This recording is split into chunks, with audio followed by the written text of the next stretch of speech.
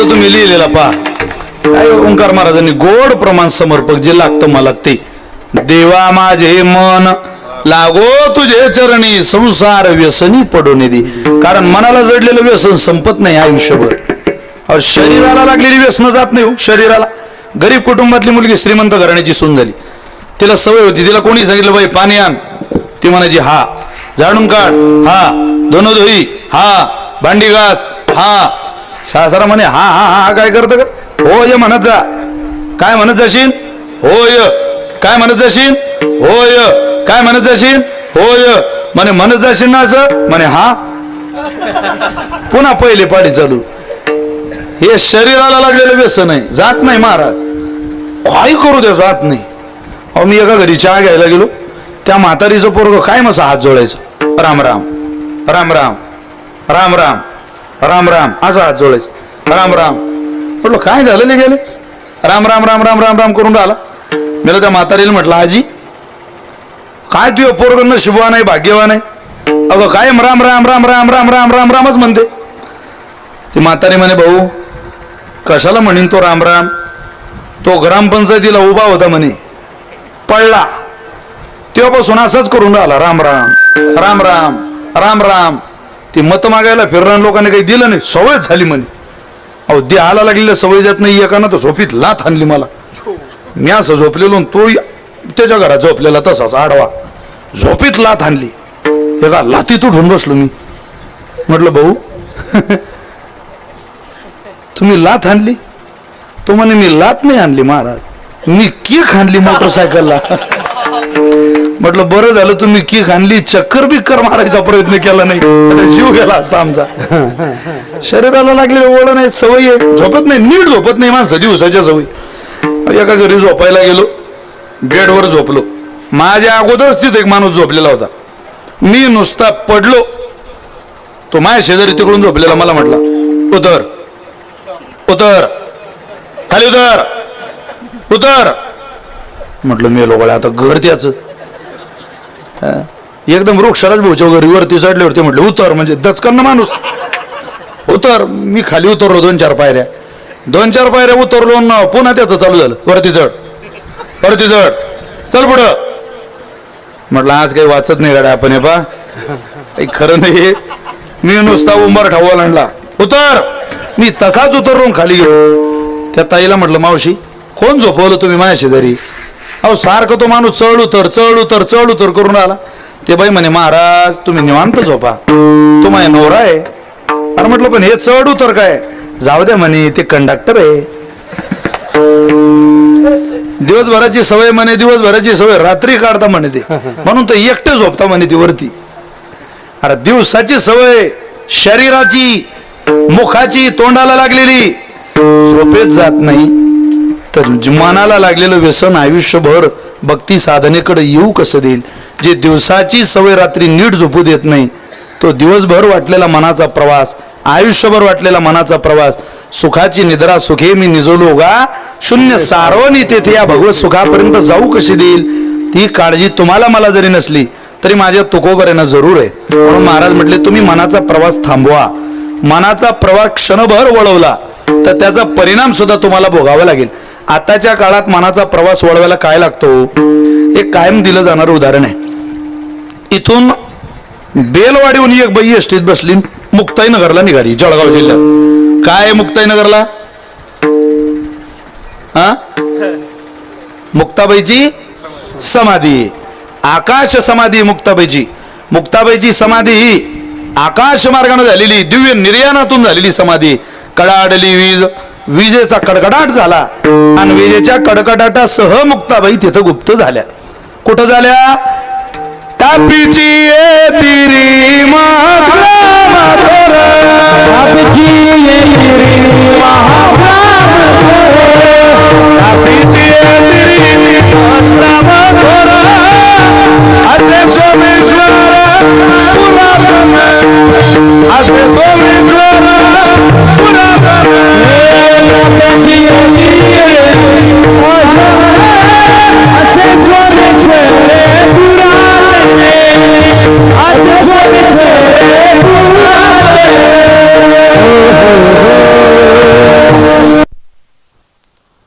तासाचा प्रवास झाल्यावर त्या बाईनं पिशवीतून डबा काढला, त्याच्यात दही धपाटे बनवलेले होते. हो, दही धपाटे सचिन मधले. मग ते दही धपाट काढलं आणि ते बाई त्या पोराला म्हणे, सोनू हा एवढा डबा खाऊन घे. तो म्हटलं मला नको. का रे, भूक नाही लागली का? तो म्हणे लागेल तेव्हा खाईल मी, मला नको. अरे खा रे बाबा. नाही नाही मला नको. खा रे माझ्या सोन्या. नाही नाही मला नको. अरे खा ना सोनू. नाही नाही मला नको. सोनू तुझा माझ्यावर भरोसा नाही का? नाही मी पहाटे उठली 4ला आणि तू डबा खात नाही. खा ना डबा. तो म्हणे मला नको ग. शेवटी आईच मार असती. ती म्हणे तू खातो की देऊ त्या काकाला. पलीकडच्या शीटवर एक माणूस बसलेला होता, त्याच्याकडे बोट दाखवलं. तू खातो का देऊ डबा काकाला? तू खातो का देऊ डबा काकाला? तू खातोस का डबा काकाला देऊ? तू खातोस का डबा देऊ काकाला? असं झालं 7-8 वेळा. शेवटी काका म्हणत, बाई तुमचा जो काय असेल तो लवकर निर्णय घ्या बुवा, कारण तुमच्या या दही धपाट्याच्या नादात मी 3 गाव पुढे आलो. आता मायगाव मागे गेलं तरी तुमचं अजून तेच चालू आहे. देऊ का काकाले? देतो कधी? ती एसटीत बसलेली बाई आणि एसटीत बसलेला माणूस कोण आहे का? तो एसटीत बसलेला माणूस म्हणजे एकटा बेलवाडीचा नाही, एकटा माळाकोळीचा नाही, तो काही अहमदपूरचा नाही, तो काही लोह्याचा नाही. तो आहे कोण? तुम्ही आणि मी सगळे जीव. तो जीव निघाला मुक्ताबाईकडे जायला, संतांकडे जायला, देवाकडे जायला, संत तीर्थाला, देवतीर्थाला जायला. ज्ञानोबरे रूपी तुकोबरे रूपी संतांनी उत्तम तिकीट हातात आणून दिलं. याच गावाला उतर भल्या माणसा. या गावातच उतरण्यास तुझं भलं आहे, तुझा पुरुषार्थ आहे. याच गावात थांब. मध्ये अडचणीची गावं लागतात, तिथं उतरू नको. अडचणीच्या गावात उतरला तर या गावाचा मुक्काम चुकून जाईल. एकदा एसटी चुकली मग वियाला पुरुषार्थ तो कावा या दवडावा, हा पुरुषार्थ वाया जाईल तुझा. तू याच गावाला उतर. तो निघाला. सुरळीत प्रवास चालू होता. पण दुर्भाग्य त्याचं बेलवाडीकर या बाईची भेट झाली. ती बाई म्हणजे माया हा प्रपंच. ती देत नाही, दिल्यासारखं करते. देऊ का? देऊ का काकाला? देऊ का काकाला? ते देऊ का म्हणता म्हणता 3 गाव पुढे आला. ते 3 गाव म्हणजे अहंता, ममता आणि वासना. अहंते पोटी, ममते पोटी आणि वासने पोटी केलेला प्रवास बेलवाडीच्या नाही तर जगातल्या कोणत्याच माणसाला एसटीतून मुक्ताईनगरला नेत नाही. त्यावेळेला काळाचं गाव शिल्लक राहतं आणि त्या काळाच्या गावात गेल्यानंतर एकच म्हणायचं, सर्व सुखाची आशा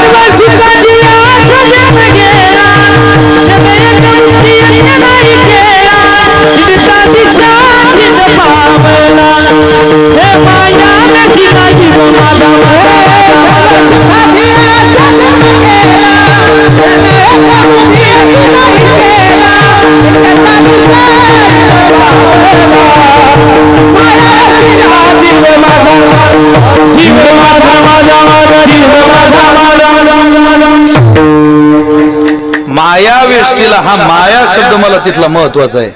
एकदा तिच्यात प्रवास झाला, थोडा आवाज कमी झाला, तिच्या बरोबर प्रवास झाला की ती भगवंताच्या गावाला आपल्याला पोहोचवत नाही. क्षणभर वळवलेलं मन काय प्रताप करू शकतं याचं जर उदाहरण तुम्हाला पाहिजे असलं तर त्याचं उदाहरण महाभारतामध्ये आपल्याला सापडतं. असं म्हणे, पांडव अज्ञातवासात होते आणि घनदाट अरण्यामधून पांडवांचा प्रवास चाललेला होता. त्या प्रवासाच्या दरम्यान त्यांची बायको द्रौपदी सुद्धा त्यांच्या सोबत होती. त्या प्रवासात चालत असताना भीमाच्या नजरेला एक जांभळाचं झाड दिसलं. दुरूनच जांभूळ त्यानं पाहिलं. त्या जांभळाला जांभूळ लागलेलं होतं. दुरून त्याला ते एक जांभूळ दिसलं आणि त्याला इच्छा झाली हे जांभूळ एवढं खायचं. एखादं वानर जसं त्या झाडावर चढतं तितकं ताकदीनं भीम, इतका बलाढ्य भीम जांभळावर चढला आणि ते दिसलेलं जांभूळ तोडलं बेलवाडीकर. पण जांभूळ तोडल्यावर त्याला वाटलं आपल्या भावंडांना आपल्या बायकोला आपण जांभळं दिली पाहिजे. अरे एकच जांभूळ आणि आपणच कसं खाता, त्यांनाही देऊ म्हणून फळ शोधायला लागला. त्या झाडाला फळ दिसत नव्हती. एकच फळ, झाड एवढं मोठं फळ की एक, कसं शोभायमान आहे.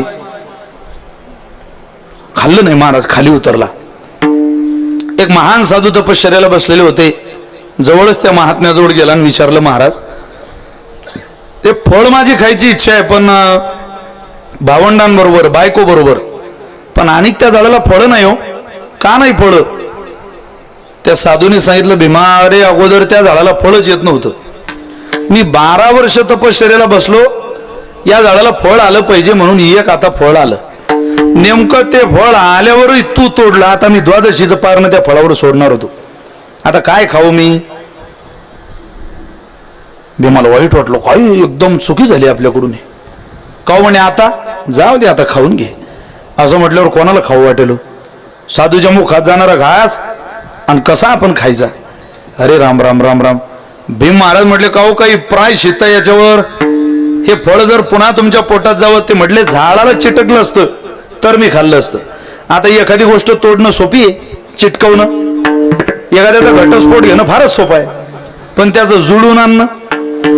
घटस्फोट झाल्यावर इथं सिंगलवाले हैराण झाले, डबलवाल्याचा काय नंबरचा विचार आहे महाराज. तोडणं सोपं आहे, जोडणं फार कठीण आहे. पण हे फळ झाडाला चिटकू शकते का? चिटकेल. तुझं आतापर्यंतचं आयुष्यातलं सगळं पुण्य जर तू दान करायला तयार असला तर फळ झाडाला चिटकू शकते. जांभूळ खाली ठेवलं आणि त्याने संकल्प सोडला. भीमाने संकल्प सोडता बरोबर ते जांभूळ असं वर यायला लागलं, सरा सरा सरा सरा सरा. 2 हात जांभूळ वरती आलं. भीमाला आनंद झाला. तो म्हटलं, का वरती जात नाही? पुण्य संपलं भीमा तुझं. 2च हाताचं पुण्य आहे तुझं. आणखी कोणी पुण्य देणार असेल तर माग. तो म्हटलं, माझे भाऊ आहे, देतील का ते? अरे आजकालचे भाऊ देत नाही भीमा. अहो ती माझी, ते काय आताचे भाऊ आहे का? दर महिन्याला बेलवाडीत बोलत नाही, कोर्टात बोलता. बेलवाडी मुद्दाम गावाचं नाव घेतलं, गावात कीर्तन चालू आहे म्हणून. गावागावात अशी परिस्थिती झाली आता.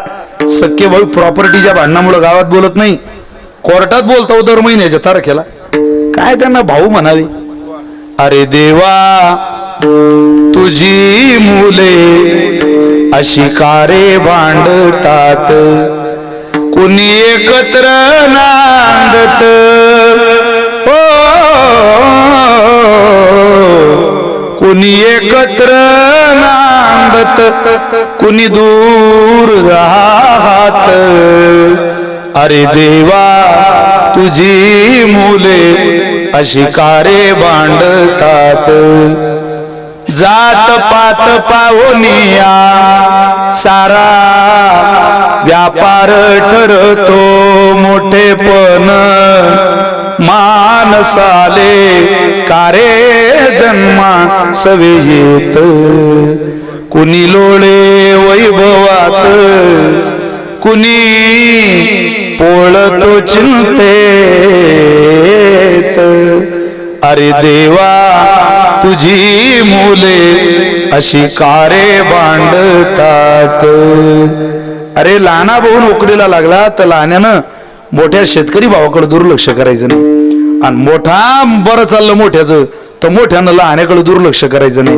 तुम्हाला आवर्जून सांगतो, काहीही होऊ द्या, तुमच्यावर ज्या दिवशी कोणी अंगावर शस्त्र घेऊन धावून येईल त्या दिवशी तुमचं किती वैर असू द्या भावाभावाचं, त्या वैर्याचा पहिला वार अंगावर झेलायला भाऊच तयार असतो, एवढं ध्यानात ठेवा. म्हणून भावाबरोबर जोडून घ्या, भावावर प्रेम करा. चांगला भाऊ मिळणं फार कठीण आहे महाराज, फार भावावर प्रेम केलं पाहिजे. माझ्या भावाचा रोज संध्याकाळी फोन येतो मला, रोज रोज रोज एकच फोन येतो, कार भाऊ पोहोचला का, एवढंच वाक्य ठरलेलं आहे. पण त्याचा फोन आला नाही असा दिवस नाही, आणि आला नाही तर माझंही मन लागत नाही. आज आमच्या भावाच्या पोराचा वाढदिवस आहे, मग त्याला ती हंटर गाडी घ्यायची होती. मी मगाशी तेच बोलत होतो गाडीत. तो त्याच्या वडिलांसोबत आहे, पण बापाला मागितलं नाही काय, मला गाडी घ्यायची. सांगितलंही नाही. एकदम मी त्याला शुभेच्छा दिल्या आणि त्याच्या डोळ्यात पाणी आलं, तो रडायला लागला. प्रेमाशिवाय काय हो, घरात तुमचा आनंद असेल तर तुम्ही बाहेर फिरू शकता, नाही तर लय आव्हान चालू आहे बाहेर आणि सारं मोकाट आहे घर तुमचं. काय करता त्या घरात? घरात चहू बाजून आनंद वाहत यावा, आनंद एकदम. आपली भावंड, आपल्या बहिणी, 2 पैसे जातील बहिणी करता, 2 पैसे कमी राहतील खिशात भावा करता, पण लक्षात ठेवा भावा बहिणीच्या सुखातच घर सुखी राहता, आनंद आपण बाहेर फिरू शकतो. अरे आपलं लेकरू आजवडी पडू द्या, झोप लागत नाही त्यांना. आपण काय करतो, आपण फिरणारी माणसं आहे सगळी. त्यामुळं भावाशी जुळून घ्या, भावाशी वाद करू नये. माणसानं 2 गोष्टींशी बोला धरू नका, एक मायबापाशी आणि बहीण भावाशी. किती राग येऊ द्या तुम्ही बोला, आई वडिलाचा किती राग येऊ द्या. अरे जिनं जन्माला घातलं तिच्याशी अबोला धरता, अबोला असतात का तिच्याशी धरायचं? आपण बोलायचं तिच्याशी. काय कमीपणा आहे त्यात? आईशी बोलल्यानं काय लाज आहे? तिनं चरकन पोट फाडून घेतलं, करुंगोडी कापली तरी आपण रडतो. तिनं पोट चिरून घेतलं आपल्या जन्माकरता आणि तिच्याशी अबोला कसा धरायचा? एखादा बाप शब्द चुकीचा बोलला असेल, त्याच्या मनात काही आलं असेल, पण आपण मात्र आपल्या बापाशी अबोला धरायचं नाही.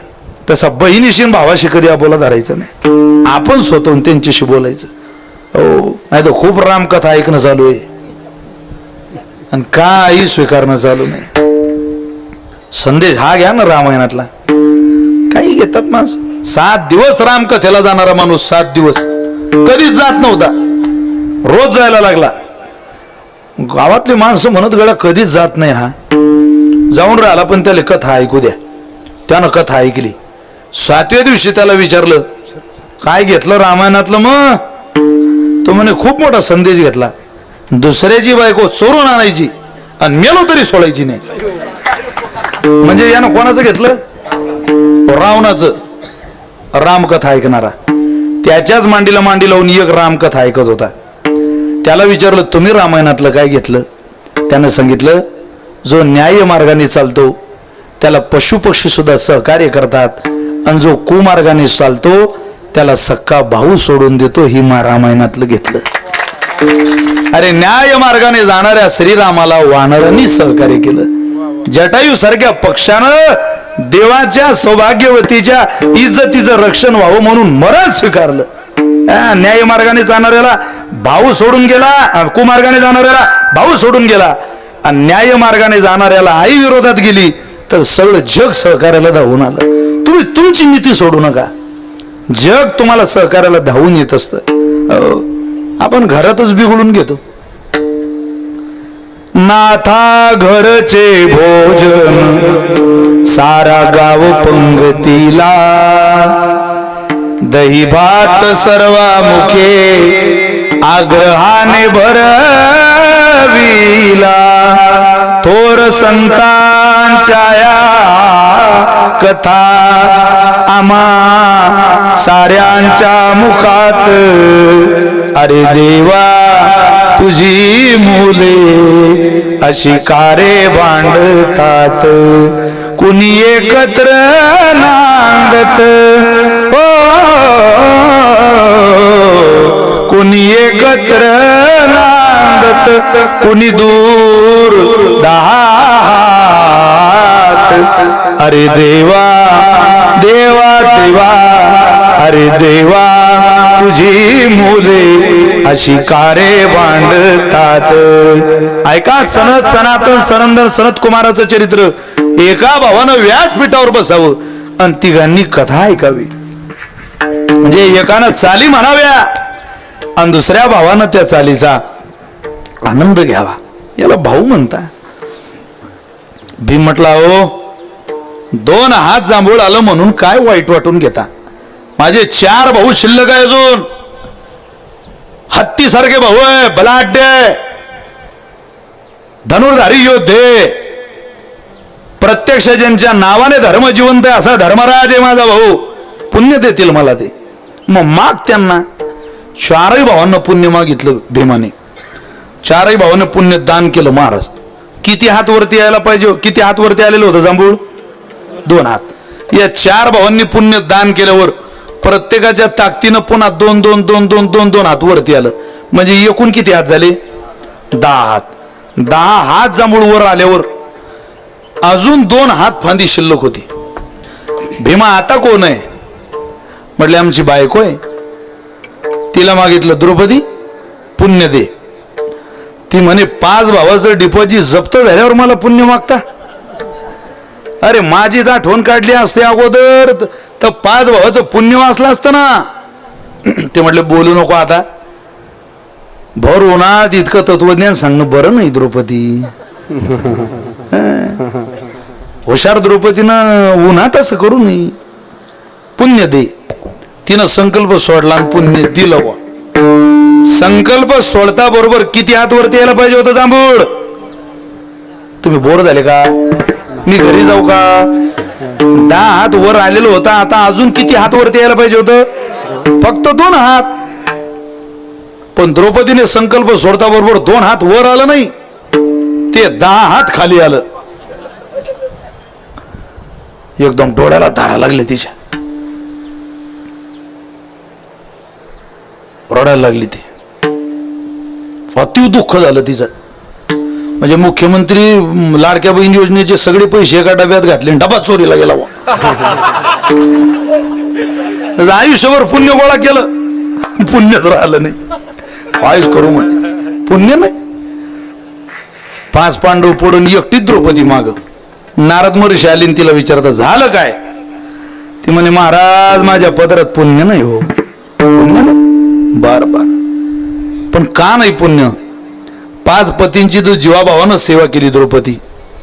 फक्त एकदा सूर्यपुत्र कर्ण रथात बसलेला पाहला आणि त्या रथाच्या दिशेने तुझी मान वळाली. तुझी मान मनासहित वळाली होती.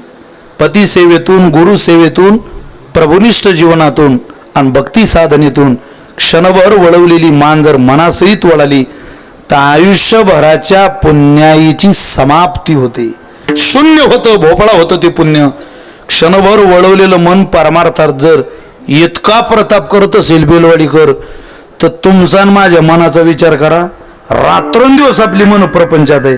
आपलं पुण्य व्हावं कधी पण ही काळजी तुम्हाला मला जरी नसली तरी माझ्या जगद्गुरु श्री तुकोबारांना जरूर आहे. म्हणून तर बेलवाडी सांगायला आले तुकोबाराय बेलवाडीकर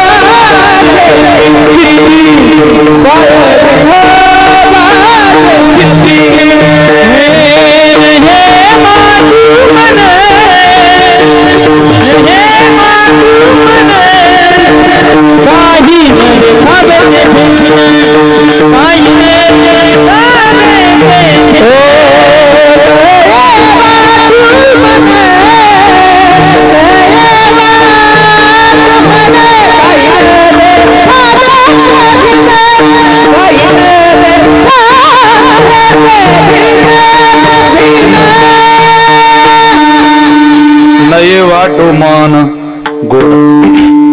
ही मंडळी असली की एकदम म्हणजे माशाला एकदम समुद्रात फेकून द्या.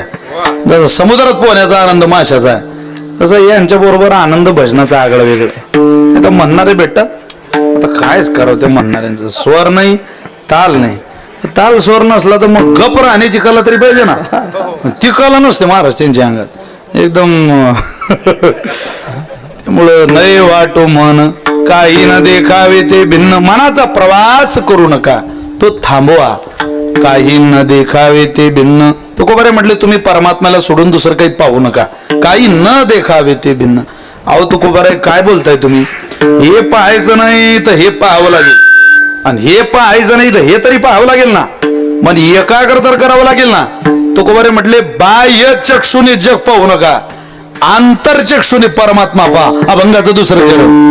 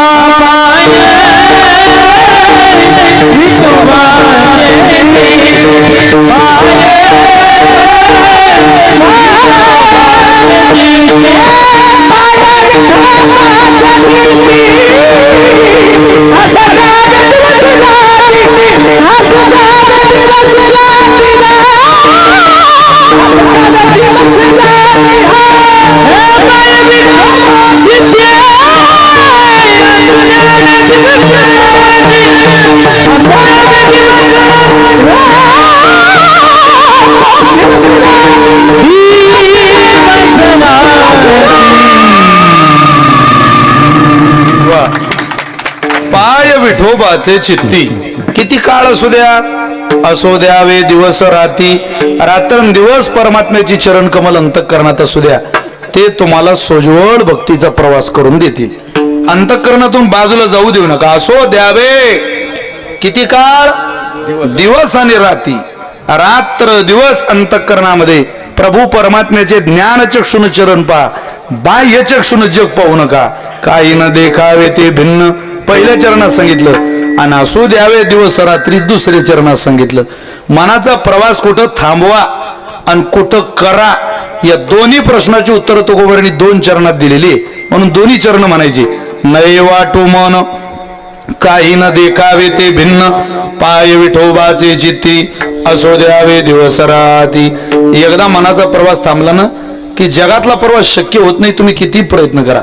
त्या भक्तलीला अमृतामध्ये मैपती महाराजांनी अनेक गोष्टी चरित्र रूपानं सांगितलेले आहे. मैपती महाराजांनी रामरायावरची श्रद्धा सांगत असताना ते असं म्हणतात, पूर्वी रामलीला खूप दाखवल्या जायच्या. म्हणजे भक्त प्रल्हाद चरित्र, रामलीला, महाभारत हे कीर्तनाच्या माध्यमातून नाही, कशाच्या, झाकीच्या माध्यमातून पार्ट घ्यायचं. आता मी काल वामन भाऊंचा सप्ताह चालू होता, त्याच्या पायथ्याशी माझं पांगरीला कीर्तन होतं. त्या कुंभारवाडीची लोक आली आणि तिथली ती मंडळी सांगायला लागली, महाराज आम्ही आमच्या गावातलं मंदिर बांधलं, पण वामन भाऊंची नाटिका सादर करून वामन भाऊचं पार्ट घ्यायचं. आणि वामन भाऊनी जसा परमार्थ खेडोपाडी रोजवला तसं एक वामन भाऊची आई वामन भाऊचं चरित्र मांडायची ती स्टेजवर, बोलून नाही, त्या अभिनयाच्या रूपातून. आणि त्याच्यातून जे पैसे मिळतील त्याच्यावर मंदिर बांधलं. पद्धतच होती रामलीलेची. आतापर्यंत चालू होते, आता ते थोडं कमी झालं. त्या उत्तर भारतामध्ये अति पद्धत. मग एका दिवशी महाभारत, दुसऱ्या दिवशी भक्त प्रल्हाद चरित्र आणि तिसऱ्या दिवशी रामलीला होती. नेमकं असं झालं, महाभारत पहिल्या दिवशीच झालं, दुसऱ्या दिवशी नृसिंहाचं चरित्र होतं, भक्त प्रल्हादाचं चरित्र. त्या नृसिंहाचं ज्याला पार्ट होतं तो आजारी पडला.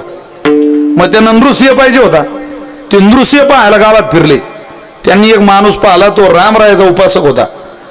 त्याला म्हटलं, गड्या तू आजच्या त्या भक्त प्रल्हाद चरित्रामध्ये नृसिंह हो. तो म्हणे मी रामरायाचा उपासक आहे, हनुमंतरायासारखा, मला काही नृसिंह व्हायला शक्य होणार नाही. राम व्हायला सांगा, सीता व्हायला सांगा, मी साडी नेसेन सीतेकरता. मला तुम्ही राजा दशरथ व्हायला सांगा, रामाचा भाऊ लखन सांगा, पण नृसिंह सांगू नका. अहो ते म्हटले राम काय नृसिंह काय वेगळा आहे का? एकच तर व्हा तुम्ही नृसिंह. खूप आग्रहाने नृसिंह केला म्हणून तो झाला. घडलेलं सांगतोय बरं का तुम्हाला. तो नृसिंह झाला. आता भक्त प्रल्हादाचं चरित्र असं होतं, हिरण्यकश्यपानं त्या खांबावर लात मारली, परमात्मा बाहेर आले. परमात्मा बाहेरून हिरण्यकश्यप पुढून देव मागे पळायला लागले. त्याच्या मागं पळता पळता पळता पळता हिरण्यकश्यपूला देवाने धारला आणि मांडीवर घेतला उंबरठ्यात. आणि काय करायचं होतं, त्याला फाळायचा होता. खरोखरच माणूस फाळून टाकला महाराजांनी. खरोखर हिरण्यकश्यप फाळून टाकला. संचारच झाला त्याच्या अंगात नृसिंहाचा. घडलेलं हे, अरे बापरे, राजेशाही होती, बेदम मारहाण झाली. भक्त प्रल्हाद चरित्र बंद पडलं. त्याला धरलं राजाच्या दरबारात. असं घडलं बा. त्याला विचारलं का रे? तो म्हणे बा माझ्या अंगात संचारच झाला त्या नृसिंहाचा. त्या हिरण्यकश्यपूनं भक्त प्रल्हादाला त्रास दिला, माझ्याकडून तो त्रासच पावला गेला नाही, म्हणून मी त्याला म्हणे एकदम फाळूनच टाकला. फाळला कसा मला कळत नाही. मी मुंगी मारू शकत नाही हो, पण मी एकदम माणूस मारला होतं. कधी कधी आमच्या कोऱ्याला एकदा रामलीला आली होती. त्या रामलीलेत अहो गावातलाच रावण आणि त्यांनी बनवला, आणि ते रावण बनवला माहिती पडलं, आणि छोटीशी उंचीला सीता होती त्या रामलीलेत. मग तो गावातला ज्याला रावण बनवलं होतं हॉटेलवर कामाला होता. लोकांनी रामलीला पहिली, एक माणूस नेमकाच आला आणि त्यानं तो सीन पाहिला. त्याला अगोदर काय झालेलं माहिती नाही. लोक आरडाओरड करायला लागले. महाराज ते सीतामाईला पळून देताना एकदम लाईट गेली. सरळ स्टेजवर गेला ना, धरून उपटला रावण 4-5 वेळा. त्याने रावणाला धरूनच हाणला. 10 तोंडाचा रावण, ते तोंड कुठं रावण कुठं. रावण हॉटेलमध्ये पळत होता, भानावरच नाही. एकदम संचार झाला तसा यानं तो हिरण्यकश्यपू फाडून टाकला. पण झालं असं, राजा म्हटलं तुला मृत्यूदंडच द्यावा लागेल. माणूस मारला, तू मरणार. तो म्हणे मरण तर मरण, माझी कबूल आहे. मला मी आता माझ्याकडून घडलं ते, कदाचित माझं मरणच अशा प्रसंगात लिहिलेलं असेल. पण तुम्ही एक काम करा, उद्याची रामलीला होऊ द्या, मग मला मृत्यूदंड द्या. आज मला मारू नका. उद्याच्या रामलीलेत मला एखादं पार्ट द्या. त्याला दुसऱ्या दिवशीच्या रामलीलेत राजा दशरथ बनवलं आणि ते रामलीला संपन्न झाली. त्या रामलीलेमध्ये भगवान परमात्म्याला राज्याभिषेकाच्या ऐवजी कैकेयीनं रामाला वनवास आणि भरताला गादी, या 2 गोष्टी मागितल्या बरोबर राजा दशरथ खाली पडणार होता. हा पार्ट घेतलेला अभिनयातला राजा दशरथ खाली पडला. बेलवाडीकर नवल वाटेल तुम्हाला, सेकंदात त्यानं पडल्या पडल्या आपला प्राण सोडला, मेला जागेवर. याला मनाचा प्रवास म्हणतात. ज्याला कधी कधी शूर होता येतं आणि कधी कधी नम्र सेवक होता येतं, तीच तर मनाच्या एकाग्रतेची खूप मोठी क्रांती आहे, जी तुम्हाला मला अशक्य आहे. तुकोबाऱ्यासारख्या महात्म्याला सहज शक्य आहे. पण तुकोबारे म्हटले तुम्ही प्रयत्न तर करा. काही न देखावे भिन्न, मनाचा प्रवास तुम्ही थांबवा. काही केलं तर आपल्या मनाचा प्रवास थांबत नाही. काही करा, आपल्या मनाचा प्रवास स्मशानभूमीत जातो डायरेक्ट. म्हणजे प्रल्हाद भाऊ उदाहरण द्यायचे, संक्रांतीचा सण आला म्हणे, तुम्ही बोर नाही न झाले अजून, थोडं लिंबू सरबत बोलवू का तुम्हाला, बरं वाटेल तुम्हाला. इथून गेल्यावर सगळ्यांची लिंबू सरबताची व्यवस्था आहे आपापल्या घरी. आमचं गाव नाही, नाही का. उन्हाळ्यामध्ये थोडस माणसाला जड जातं दुपारच्या वेळेला. तुमच्या भागात पद्धत आहे ही दुपारच्या कीर्तनाची, पण हरकत नाही, एक 5-10 मिनिटं इकडे तिकडे होती. आपला प्रवास स्मशानभूमीत जातो. प्रल्हाद भाऊ सांगायचे संक्रांतीचा सण आला म्हणे, पण संक्रांतीच्या सणाला नवऱ्यानं बायकोला सांगितलं चल बनव लाडू. गडी मजबूत होता, बनव लाडू. ते म्हणे लाडू बनवते. कोणते बनवणार? आता संक्रांतीला तिळाचे लाडू बनवले. आम्ही आज तिळाची पूड खाल्ली. तिळाचे लाडू बनवतात. तिळाचे लाडू बनवले, 5 बनवले. ते 5 तिळाचे लाडू बनवल्यावर नवरा आला मला घरात आणि विचारायला लागला लाडू झाले का? झाले. काही माणसांचा आवाज रोबाबात असतो महाराज. काही लोकांना असं एकदम वातावरण निर्मिती करावी लागते घरात. काय करून आलं? अरे विचार ना धनकर तुझ्या मनात काय. रोबाब काहीतरी. एक माणूस जेवायला बसला आणि बायकोनं ताट वाढलं गेली निघून. तो म्हणे माझ्या ताटात चपाती वाढ, दही वाढ, अरे ताक वाढ, भाजी वाढ. ते म्हणे थांबा. काय थांबा? चपाती नाही ना माझ्या ताटात. ते म्हणे थांबा, मला आपल्या दारातून एवढी वरात चालली तेवढी वरात पाहू द्या. तो म्हणे माझ्या ताटात चपाती नाही, तू वरात पाहून राहिली. इतक्या उन्हात मी शेतातून आलो. ते म्हणे 5 मिनिटांना काय जीव जाईल का तुमचा? एवढा शब्द ऐकला बा त्याने, हातच धुतला. गडी लोहा तालुक्यातला होता. सहन नाही झालं त्याला, ते पाणी पाणी झालं त्याच्या अंगाचं. तो म्हणे मला 5 मिनिटांनी जीव जाईल का? म्हटलं. तो म्हणे येतो घे वरात पाहून. तू 5 दिवस घरी आला नाही. 6व्या दिवशी घरी आला, पण एकटा नाही, वरात घेऊन आला तिकडून डायरेक्ट. बायको म्हणे हे काय? म्हणे वरात. तुला लय हाऊस होती ना पाहायची, लोकांची काय पाहिजे या पट्ट्याचीच पाय घे, कर आरती तिची. आता गडी मजबूत असल्यावर काय मार. त्यामुळं झाले का लाडू? झाले. किती बनवले? ती म्हणे 5. 5? लाज नाही वाटत 5 लाडू सांगते. झालं काय मालक? अगं 4 बनवायचे, नाही तर 6 तरी बनवायचे. 5 लाडू खायचे कसे कोणी? 4 बनवले तर 2 2 मी, 6 बनवले तर 3 3. आता 5 मध्ये कोणी किती खावे? बायको म्हणे साधं आहे, मी 3 खाते, तुम्ही 2 खा. बाईला जबर होती महाराज ती. म्हणे मी काय कमकुत घरची का? मी 3 खाईल, तुम्ही 2 खा. तो म्हणे श्रीवल्ली झुकेगा नाही साला, तू माया नाद करू नको. 3 मी खाणार, 2 तुला खावी लागतील. ते म्हणे काय झालं तरी, माझ्या जीव गेला तरी मी लाडू 3च खाईल. वाटलं भांडण. इतकं वाटलं की आम्हाला एक काम करू, गप बसायचं.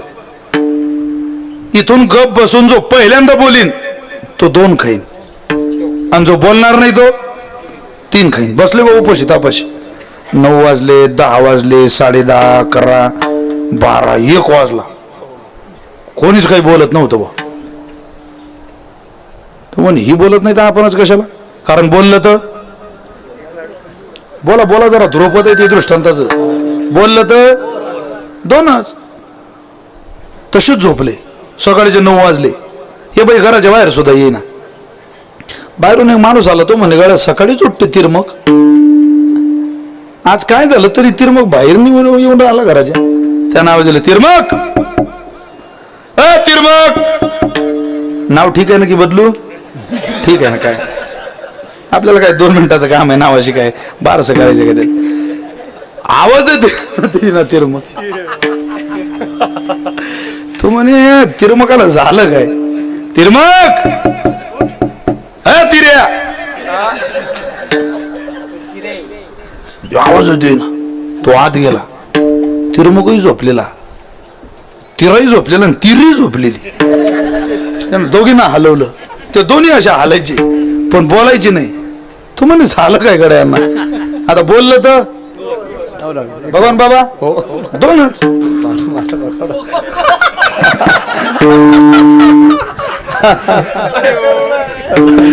बोललं तर 2च. तू म्हटलं गड्या हे दोन्ही गेले आता.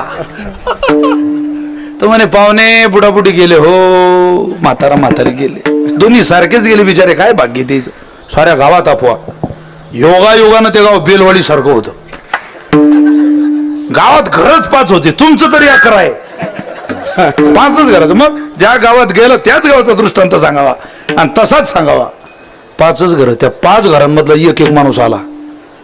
5 माणसं गोळा झाल्यावरती म्हणत गड्या दोघंही गेले. तो पहिल्यांदा पाहायला आलेला म्हणे पाय रे लाडू बी बनवलेले. म्हातारा मनात म्हणे लाडू उचलला की तू गच्चीच दाबीन मी. हे त्या लाडूसाठी चालू आहे सारं. लाडू हात लावू नका तुम्ही. पण आता ते सांगू शकत नाही करतात काय. 5 जण जमा झाल्यावर त्यातला एक म्हणे आता हे 2 तिरड्या स्मशानभूमीत नेता कशा. कारण एक तिरडी धरायला 4 माणसं पाहिजे, 2 धरायला 8. सोपं आहे एकदम. तो म्हणे माणसं 5 तिरड्या 2. पण त्यात एक विद्वान होता. तो म्हणे एकच बनवून चांगली मोठी साईज थोडी वाढून घ्या. 2 जण मावतीने एवढी एक तिरडी बनवा म्हणे. दोघी मावतीने एवढी तिरडी बनवली. 4 लोकांच्या हातात तिरडी दिली आणि एकाच्या हातात मडकं दिलं. निघाले बुवा. पण तरी कोणी काही बोले ना. प्रल्हाद भाऊ उदाहरणावर प्रमाण द्यायचे गोड. कारण बोललं तर स्मशानभूमीत गेले, चिता रचली, त्या चितेवर दोघांना ठेवलं तरी कोणी काही बोलत नव्हतं. म्हातारा म्हणले का बोललो कधी नाही आता तर हे पेटूनच देत आपल्याला. आता हे काही परत द्यायचे नाही आपल्याला इथून. तो टेंबा पेटवला लावणार तेवढ्यात म्हातारं उठून बसलं.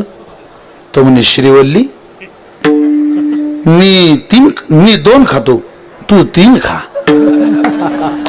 तिथं किती माणसं होते? 5.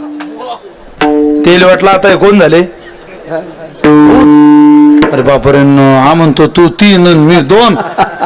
सुरेश, शंकर, सोमनाथ, ओ बापा, रामराव, माद्या. अरे पडलं का गावात? जो पळ सुटले 6 महिने उठले नाही 5 जण झोपेल 6 महिने. अरे मनाचा प्रवास करता करता तुझे पूर्वज चिल्लर भांडणात स्मशानात गेले, संपले. महाराजांनी प्रमाण दिलं पण त्यांना मनाचा प्रवास थांबवता आला नाही. आज आमेला पंजा मेला बाप वसना गेला, बरेला बाप वसना गेला.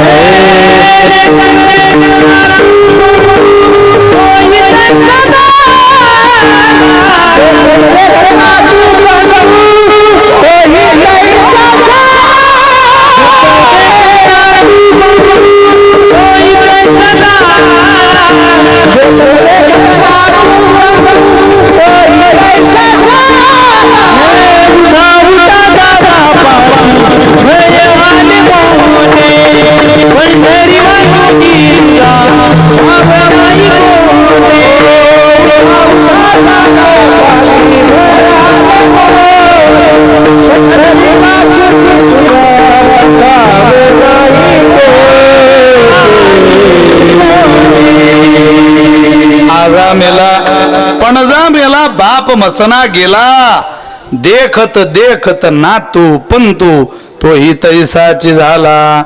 अरे तुम्ही मी गुर फटलो तर आपले पोरं दुसरं काय करणार आहे महाराज. आपल्यापेक्षा दुप्पट ते गुर फटतील. आयुष्य वेद होऊन जाईल त्यांचं. जसं गवळणींचं वेदलं होतं मन. वेदले ओ येणे श्रीरंग रंगे. काय गवळणी महाराजांच्या. आता काय करू सांगा ओ मज भेटेल कैसा. आता काय करू सांगा ओ मज भेटेल कैसा. आता काय करू सांगा ओ मज भेटेल कैसा. आता काय करू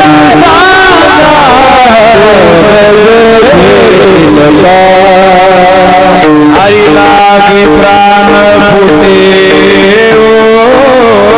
होरी लागली आशा. हरी लागे प्राण फुटे होरी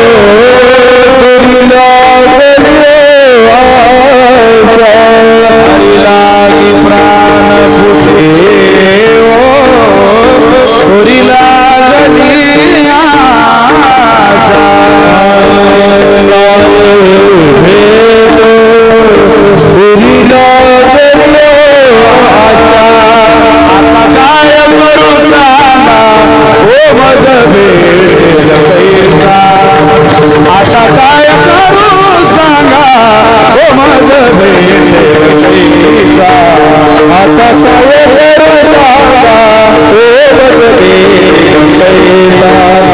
आता काय करू सारा ओझ पेटे नका हरी रे माझे हरी रे तीर्थ हरी रे माझे हरी रे